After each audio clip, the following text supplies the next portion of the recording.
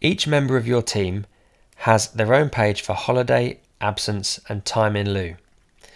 On the holiday page, I'll begin by showing you that each person can have their holiday settings configured individually. In this case, Kate has her holiday credited quarterly, beginning on the 1st of January. It's calculated based on 5.6 times the average weekly timesheet hours. That would give her her holiday for a year, and since it's deposited quarterly, a quarter of that figure would be, in this example, 82.25 hours deposited on the 1st of January automatically, and another 82.25 hours deposited on the 1st of April.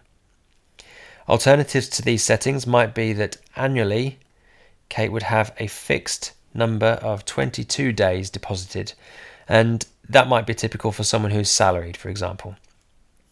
The next thing to look at is the chart. We can see here there is a zero line through the middle, and that might move around depending on whose chart you're looking at. We can see that in January 20, annual leave was deposited. That's the 82.25 hours. And a total of 8 hours were withdrawn in January. Now that might be one event or several events of withdrawals, but the chart only shows January as a whole. You can see withdrawals for March and April, and then the deposit again also in April. The date filter, unless you change it, will go to the end of the year that you are in, because people typically examine their holiday on the year to view. And you can edit the filter here to show the period for the holiday in weeks and, less useful, days. So the holidays themselves are shown here.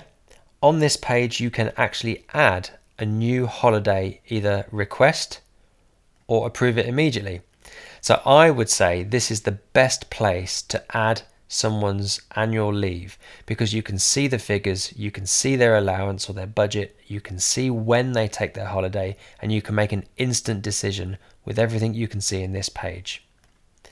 The events themselves are shown here, and we can see that Kate has had 3 instances of annual leave worth 8 hours, 48 hours and 24 hours.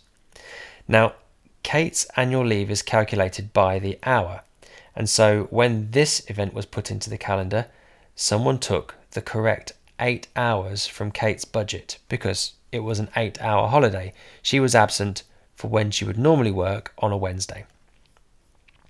Now these other 2, these were added and cover a 48-hour period. So a 2-day block was created for Kate for this holiday.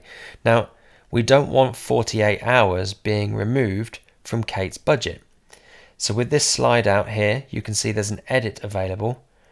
We can turn that 2 days, which is shown here, into the correct 16 hours that this holiday is actually worth. And you can see that it's been edited because it becomes yellow, and future edits of this become part of the audit trail of who's changed it and to what value and when did they change it. So if I decide actually this was only a 12-hour holiday now,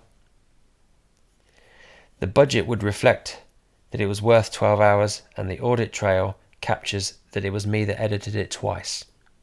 At any time I can reset this and it would go back to being worth 2 days in Kate's budget.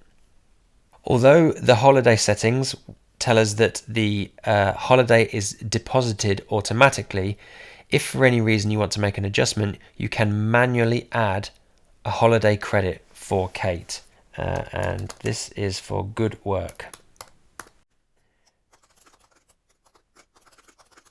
And I can deposit 8 hours.